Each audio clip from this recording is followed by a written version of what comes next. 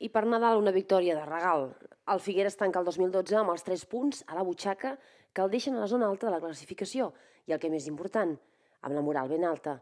Si en els primers compassos del maig el Gavà va acostar-se molt a la porteria d'Orenya, amb els intents de Cristian i de David, en poc més de 15 minuts els unionistes van reaccionar per refer-se amb el domini del terreny de joc i al minut 27 Marc Mas feia el primer gol dels de casa, després de recollir una excel·lent centrada de Busquets que va conduir des de la banda esquerra fins a l'àrea de Pacheco. A partir d'aquí arribaven les ocasions de Teixi, per exemple, que no passaven de l'intent, tot i que el Gavà també va poder empatar al maig, però Joan Orenya va fer una gran actuació durant tota la jornada.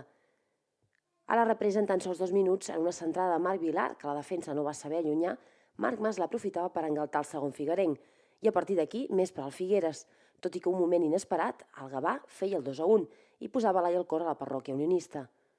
Fins al temps afegit ha patit el Figueres fins que ha vist com Orenya salvava fins a 3 ocasions de la victòria davant de l'empat.